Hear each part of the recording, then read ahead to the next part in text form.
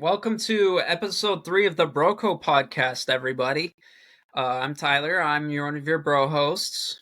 And I'm Adam, and I'm your other bro host. Today, we're going to be talking about the art of mentoring and mentorship. When I think of living life by example, I don't just think about, being a good example for this guy right here.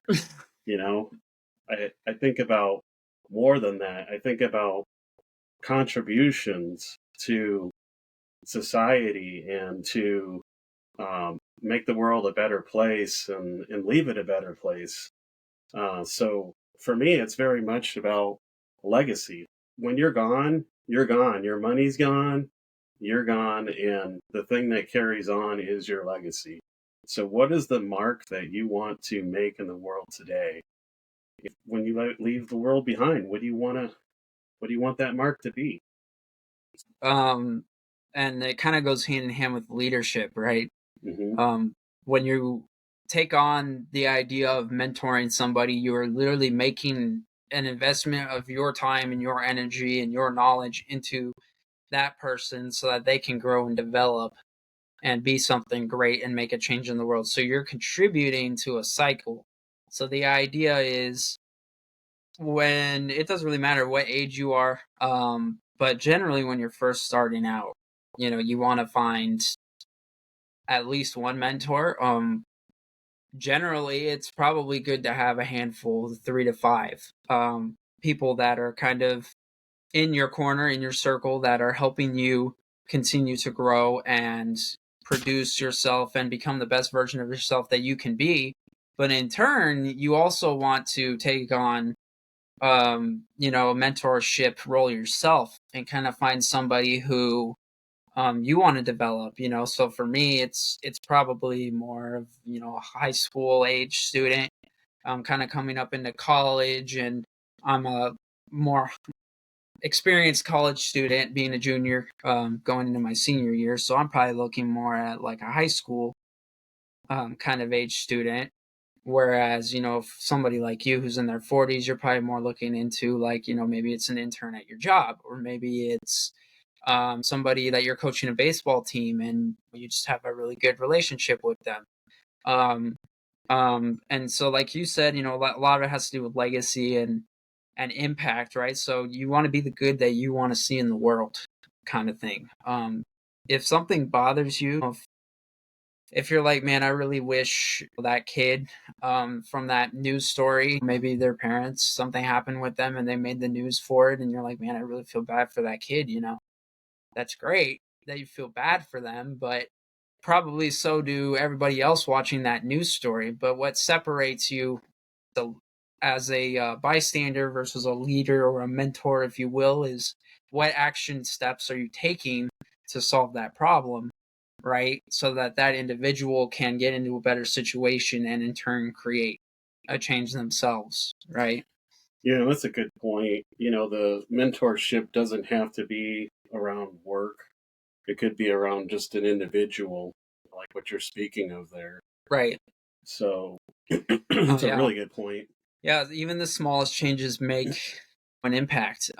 They always talk about, you be kind everywhere you go, hold the door for people, because you just don't know what people's day is looking like.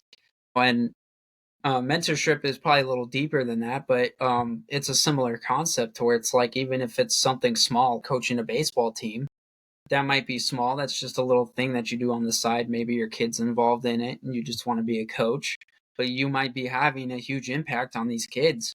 They always do the roundups, at grocery stores. I know we were talking about this when we were brainstorming for this episode. They always ask you a lot of times at the grocery stores. Sometimes it's a seasonal thing, a specific charity that they're helping out. But you can round up, even if it's just a few cents on your grocery bill, and that money, right, it goes into there. And you might not think, that's much of a difference. It's a few cents. What is that going to do? Well, if you're putting in a few cents and I'm putting in a few cents and the next guy's putting in a few cents, it adds up a lot, really, over time. Yeah, and I think a lot of times you'll go to some of these places and they'll be like, "Do you want to donate $1 or $2 for this or that?" And times are tight. I think everybody can probably afford, well, I guess I can't say everybody, but a lot of people can afford to throw, 20, 30, 10 cents in to round up. And it's a really good way to give back without having to do much and without breaking the bank. Right. And then I know the other thing that we were really talking about is if you do that, then the guy behind you who's waiting to use that kiosk is more likely to do it. Absolutely. Right. Yeah. It's that example thing, the leadership aspect. Just being that example and being willing to stand up and do something like that can be a huge thing Yeah. for people. It is setting an example for someone, Right. showing them the way and giving them someone to look up to maybe, or, Right. especially if it's a younger person. Yeah, and I think sometimes we get a little apprehensive about mentorship because we think that it's this huge time A lot of commitment pressure, right? and money commitment, and like you're supposed to be this influence, and that's it's partly true in some cases, in a lot of cases, but not always. You can, the idea is that you want to make that ball roll so that the world will change for the better. It only takes one person to kick the ball, and then all of a sudden everybody's playing a game, Right. right? Yep. um You don't have to put a ton of time into this either. I mean, it doesn't have to be a huge drain, like you said. I we mean, we talked about even just an hour of community service. I mean, that's an hour yeah, of your day, but that's still an hour that you gave to people who needed it. I think that what a lot of people will find, and what I've found, is once you get to doing it, you're going to love it, and it's going to make you feel really great, and it's going to be something you really enjoy. And so that hour is going to be nothing, and you may actually, be willing and want to commit to more. Right. There's a ton of nonprofits. There's even for profits that you can volunteer for. Hmm. We've done quite a few. I know, church stuff. We've packed meals for third world countries, and Yep. we've done the Christmas toy programs. I know we've got a pretty cool story that we can share with everybody on that one from when I was little. You want me to Right. share that now? I think you should. Yeah, yeah. Just Okay. go into it, man. Yeah. So here's the deal, and it might sound a little cruel, but I think the point got across to them. So my kids, they got a lot of nice stuff when they were growing up. I worked hard, and I made sure that they got some good gifts and so forth. So one year we decided that we were going to give back, and we didn't tell them. So we took them to the store, and we said, hey, pick out whatever you think you want that is $50 or less, the thing that you think you would love, and just go get it and grab it. And so they went and they found, so they're all excited, they're going through the checkout line, and we're paying for it, and so we get in the car, and they're thinking, okay, we're going to drive home, and we start driving towards Toys for Tots. Toys for Tots. So we drive up to there, and we pull up, and they're like, well, what are we doing here? And I said, well, there's a lot of kids that would love to have these gifts that you guys just picked out, and they have no chance of getting it. You do, but they don't. Right. I said, so what we're going to do is we're going to get out of the car, we're going to go through that fence, and we're going to hand these toys to these Marines. And so that's what we did. And I remember that, obviously, but Right. you remember it as, one of the first times where you had to sacrifice and give something because someone else, didn't have it. And I don't know what you maybe took away from that. I remember that day pretty vividly, and I remember thinking to myself, I don't remember how old I was. I know I was very young, though. I know I was like 8, maybe? yeah, probably like 8, definitely younger than 10. And I remember thinking, this is kind of weird. They never do this. What's going on? What did I do? But I was like, whatever. I played along with it, and I picked out, some pretty sweet Transformers toys, and I think there might have been a little Lego set in there too. And I remember, like, at first I was so upset because I felt so cheated. But at the same time, there was a part of me, even that young, that understood Christmas is right around the corner. I'm going to get a ton of stuff, right? It's not going to kill me. What am I really losing? And I hadn't had a lot of the things that I've gone through that. You hadn't been humbled yet. Right. I hadn't been humbled. And that was kind of one of those moments where it was like, it felt good, honestly. If you are going to go and donate toys, do it really early, like November, because we found out last year, me and Jenny went and tried to do the Toys for Tots, and we went and spent $100 each. And then it ended up that they had already gotten the toys like weeks ago, and this was like December 18th. So they don't keep them around very long anymore, but they still have it. And there's other programs too that we should bring up around that I didn't write down. Mom reminded me of one, and last year we sponsored a family that you basically go out and you shop for Christmas for them, and then you deliver it to them. I don't think that they're allowing you to deliver it anymore, but this year we're thinking about doing an elderly person. But there's those kind of opportunities too. There's a program where you can actually sign up for. I just saw it on the news, and something came in the mail, and you buy presents for them. And they had kids that were not going to get anything for Christmas. They were living in a trailer in North Omaha. They had no money, nothing. They didn't have 2 pennies to rub together. So they got lots of presents. They got clothes. They got everything from the 4-H club, actually. It was a great community activity and thing for them to do. So I think you always have to remember the people that don't have it as good as you do, because there's some folks out there that have had some bad luck, and it's not always because they're not trying. It's just life happens, right? And, you gotta think about those people and try and help them if you can, I think. Right. I'm a huge Spider-Man fan. You're a huge Spider-Man fan. I probably got that from you growing up, but I remember, every Spider-Man movie, the message is great power comes great responsibility, right? And it's such a great message. If you have an ability to help somebody, then you have an implied responsibility to help them.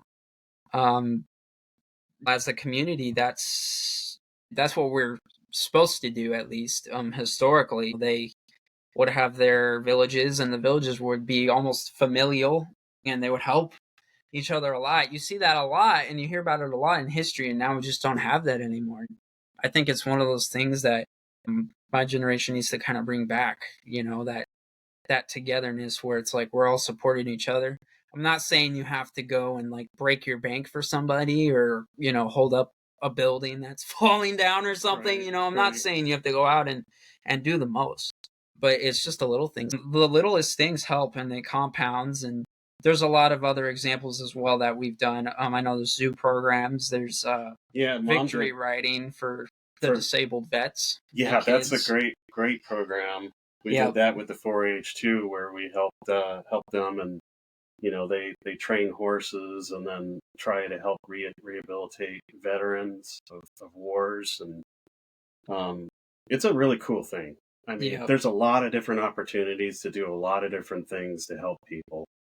And besides volunteering is the child or the charity side of things. And good old Tyler here.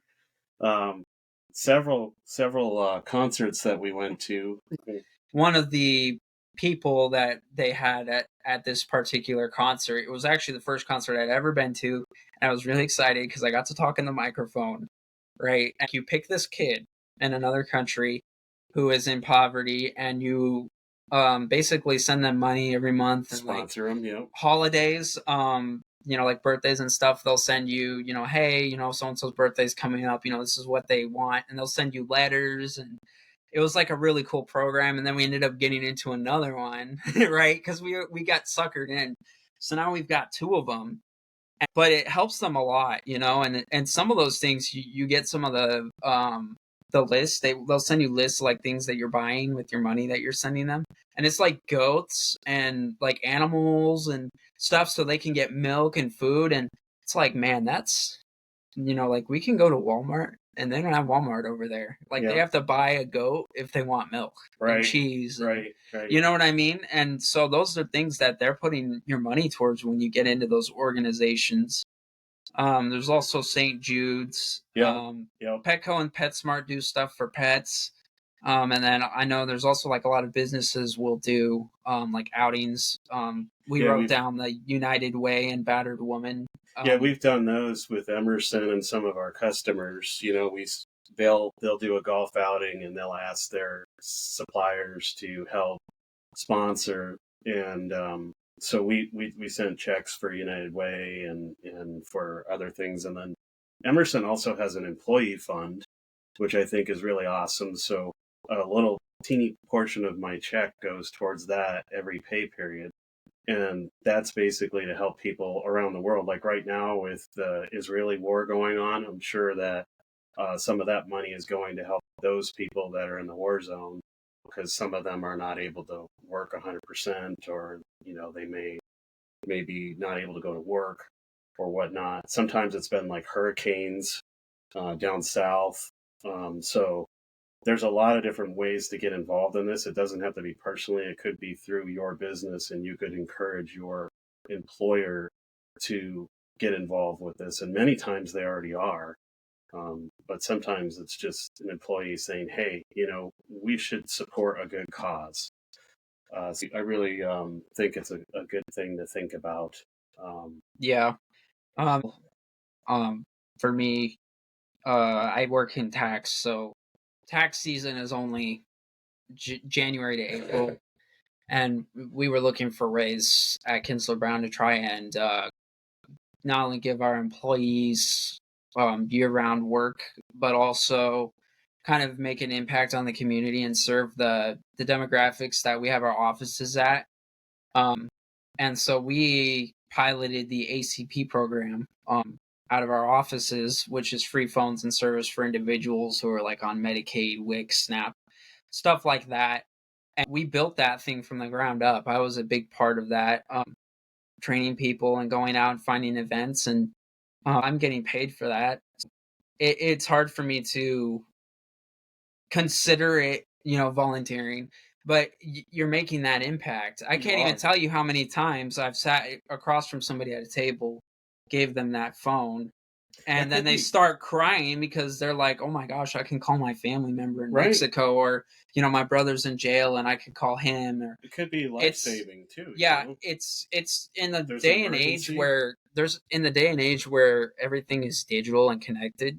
Yeah. The fact that there is an ACP program, essentially the government decided that connectivity is a basic human necessity and right. Right. So they came out with this program because they said, you know what, everybody needs a phone to have a job, to have communication and connectivity with the people around them. So this is a big deal, and not a lot of people know about it. I didn't know about it until I started working in it. I don't think anybody in our family knew about it until I started working in it. I didn't know about it. So yeah, everyone I've talked to, they're like, I have no idea what you're talking about. Apparently it's been around for years. Yeah. I'm able to make impact and make a living at the same time. And those are really cool opportunities. Those are the kinds of opportunities that if you're a college student like me, or if you're retired, or you have a little more extra time where you can kind of have a second job like that, those are really great ways for you to make an impact while continuing to pay for your own expenses and do things like that. And then I think we have a couple more unique examples. Younger individuals who are going to be like the next generation. We're trying to bring them up so they can make the world a better place. We talked a little bit about coaching baseball and softball. Yep. Scouts is another thing. You guys really didn't do that, but I did that when I was younger, and it's a great organization and program. 4-H. I never knew how great of a program 4-H was until we get involved with it, with the horse and Lexi and Tanya being a 4-H leader. A lot of educational background, a lot of teaching, them how to take care of animals and be better stewards of the world and the environment. and then scholarship opportunities for them later on. Church youth groups. We were pretty heavily involved with that. Yep. Foster care. We did foster care. It's not for the faint of the heart. And, no. I'll just say that anybody who can or is willing to do foster care is a saint. And so, not to scare or discourage anybody, but we do have to be honest because we've done it and we're here to share our experiences with you guys. It's a difficult mental battle for sure. Yeah. But you can make a huge impact though. I mean, and just think about like, the one that wasn't going to graduate from high school, we got him to graduate from high school. Yep. And he got a job. The other one that didn't want to go to college, he's going to UNO. Yeah. I mean, he graduated and is going to UNO, and I don't know how the other one's doing right now, but I think she's doing fine. So you can make a huge impact in a young person's life and a huge difference in their life. But it is a commitment for sure. Some other programs that go along with the foster care is CASA. So I think it's court-appointed special advocates. So yeah, those are those volunteers? They are volunteers. Yeah, they are volunteers. Volunteer caseworkers, essentially. Yep. Big brothers, big sisters. So the kids that we fostered were actually adopted by their big brother. And that is an outstanding program. They'll go and they'll get them monthly or however often and take them and do things with them and be a friend, kind of, or like a mentor, right? Yeah, right. I mean, it's called Big Brothers Big Sister because the idea is you want to be like an older sibling to them and be a mentor and an influence in their life, right? Positive, yeah. So if there's a program that is literally built for mentoring a kid, that's the program, right? It's literally built for that. Yep. And then find the why advisor. So this one is a unique one. I'm willing to bet most of you don't know what Find the Why is. I've talked about it a little bit. And we actually just wrapped up competitions a few weeks ago. Unfortunately, I didn't win. I have a lot going on, but one of the things that you can do with that program as an adult or a individual in industry, if you will, who's working, you can be an advisor to these kids as they're working on these projects and solving these problems for these companies. So I know we didn't finish the challenge, but I had you be an advisor on that one gas station one. I think I've had you on a different one before as well with some of the instrumentation stuff that you do. You have a little bit of insight on some of that. Yep. I've had some of your customers and some of Mom's customers before. Yeah, I got some awesome customers. So thank you guys for doing that. Right. And the beautiful thing about it, when you start doing stuff like that and you start utilizing your network and leveraging people who know people that you start kind of building your own network, because a lot of those people I stayed in contact. And so then, if they did one challenge and then a year later another one comes out and I'm like, oh, you know what? I had that advisor that one time. They were really good. Let me reach out, send them an invite. And a lot of times they'll respond and they'll say, yeah, 100% invite me on there. And, they enjoy it and we enjoy it. And it's a great way to grow your network, especially as a student. But from a mentorship perspective, you get to engage with a kid who's working on a project that could actually change the world. We had one during the pandemic when it first started, and it was like, what's school going to look like after the pandemic?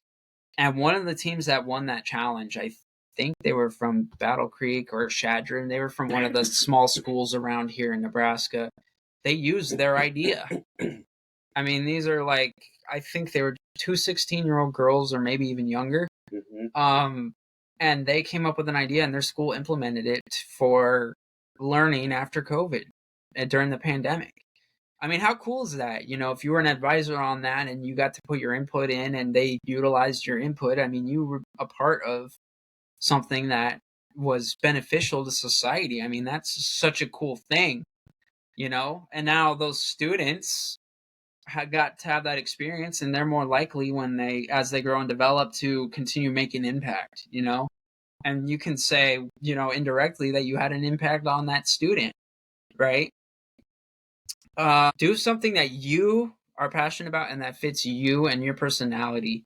So not everybody is a people person. So not everybody wants to go and volunteer and do the food thing and talk to people and do all that.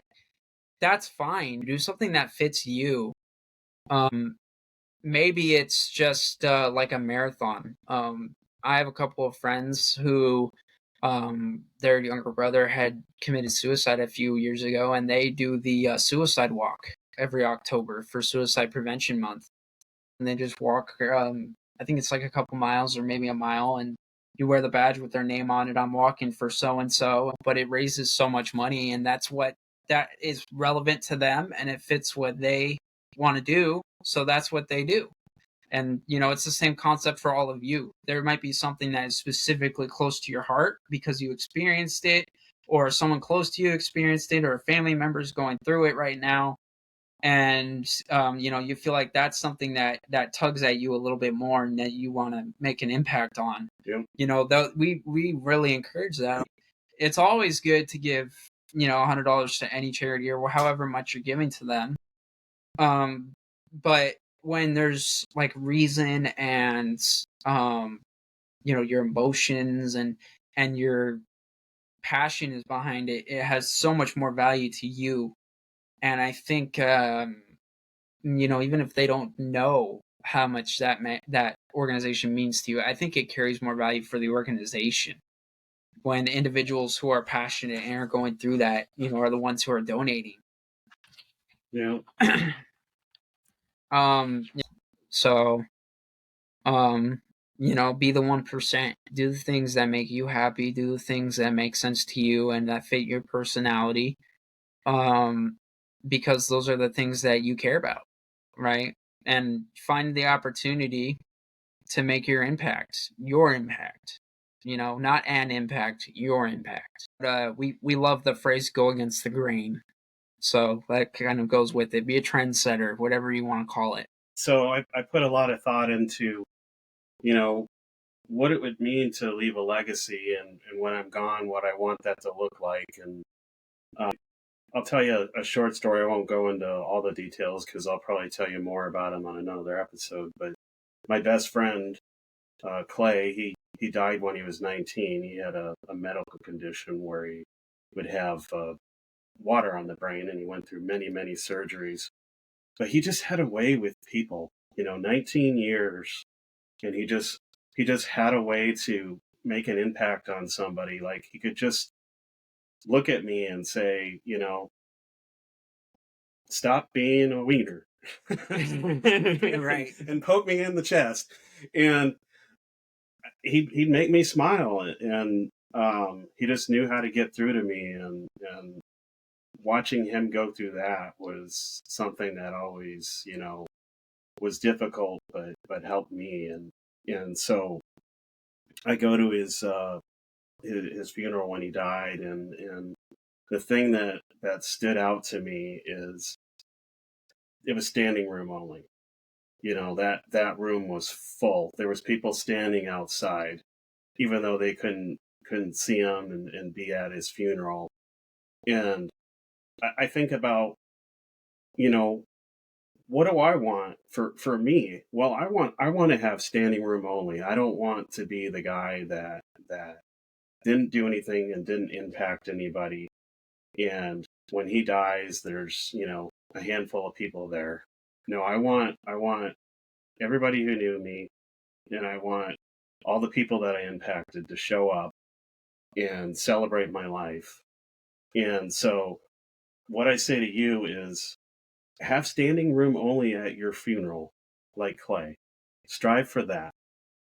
And then second of all, I think about, do I want the person who's giving my eulogy to struggle? Or am I going to give them so much information and so much ammo because I made so much impact on people's lives, personally and professionally? This podcast, right? Some sort of an idea or a positive action or a business or some sort of impact that sticks with someone. That's what's going to live on. money doesn't live on and other thing doesn't live on. But the way that I'm going to live on would be in people's hearts and in their minds. So don't make people struggle to give your eulogy. So have standing room only at your funeral like Clay, and don't make people struggle to give your eulogy. That's what I strive for. Besides making money, of course. But you know, Right. money's for the living, a legacy is for the dead, right? I think that's really powerful, when you first told the stories that you've told me about Clay and things like that, I always found it interesting that somebody who's in the situation, that you would think, that's the guy who needs help. That's the guy who I need to, be there for because he's going through something. But that's the guy who was helping. Yeah, everybody. Isn't that crazy? That's the guy who helped me. Yeah, isn't that he helped me more than I could ever help him. Isn't that the most beautiful part about it, is that usually it's the people who went through it, and that's why we had such a big emphasis on do something that you really care about and is relevant to you, because it's the people that have been through it and know what it's like who can have the most insight on it, right? And make the most difference. They know what needs to happen because they were in it, you know? They're going through the worst of the worst. Those are the best people to help out in those situations and be like, you know what, I went through that and this is what I wish I had, you know? So if there's something that you guys are like, man, I remember going through that was so tough, or if you were a foster kid, or if you had a big brother or a big sister, those are the stories that make the news. If you want Those are the if you stories want that to I be want to hear from yeah, you guys. those are the stories that people talk about, and they're like, oh yeah, there was this one guy who, he was a foster kid his whole life, and then he went out and fostered like 100 kids. I mean, those stories, those are like, dude, that's so cool. I want to be that guy, because only 1% of people get to be that guy. They always talk about 1% in finances. Well, the 1% for legacy and leaving an impact, those are the guys that Rosa Parks and Martin Luther King Jr. and people who, at the time, they didn't think they were doing hardly that much. I mean, it's some of the things are so small, and at the time they didn't even think much of it. But then, later on, 100 plus years later, we're still talking about them. Well, and you don't know the right? impact that you're going to make on someone, and you don't know what they're going through. And Right. I mean, imagine, I always thought it was interesting in history class when you learn about Martin Luther King Jr. and the power that he had and how influential he was. And he died before he got to see the end result. A lot of people do, right? A lot of people, usually if you're the hero, then you're not going to see the end. And it's not because of, the whole tragedy thing. I mean, that's cool and everything. That's a great literary tool, but it's because if you truly made an impact, then you dedicated your life and your energy to that. And it's almost inevitable that you shouldn't get to see the end, because that was your entire life right there, and you lived and breathed it. And then once you die, then that's where people will seek the impact. Clay, when we talk about that story, he was 19. At the time, he probably didn't think much of it. He was just a kid trying to live his life. He was just being Clay. Yeah, he was just being himself. And you know what? Now it's like 30 plus years later, here we are, and still talking about him. It was a 19-year-old kid, right? Here's a 19-year-old that had standing room only at his funeral. Tell me you've heard a cooler story than that today. With that being said, hopefully this is our best episode ever. I know. but you guys, we got to give them the email to send to us so that if they got any comments or any stories, God, I want to hear them so bad. Yeah, I want to share all your stories. And you know what? If we get some responses, we might do an episode where we might respond to you back and say, hey, is it okay if we anonymously share this story on our next episode? We might go back and share some of those stories, because these are normal people like us. We don't we don't end up in books. People don't always read about the things that we do, but that doesn't make us any less valuable. Yeah. And the impacts that we make. So if you have a cool story where you're like, man, I really thought that was cool, please share with us, because the odds are that a lot of people will think it's cool. They just haven't gotten a chance to hear it. Exactly. Everybody has a story to tell. I mean, it's, if I've got them, then you've got them, and the guy next to you has them. And you just never know who it can help and who it could move. I just thank you guys so much for listening and for your support. And what's the email? Is it info? It is info.brocopodcast@gmail.com, and I'll put it on the bottom.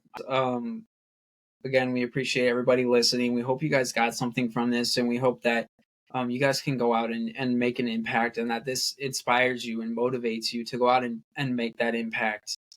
So make sure you guys leave a comment, leave a like, subscribe on your favorite platform so that you can get access to all of our episodes. We're on pretty much all of them, and we'll see you guys next time. All right, guys. Thanks a lot. Thank you.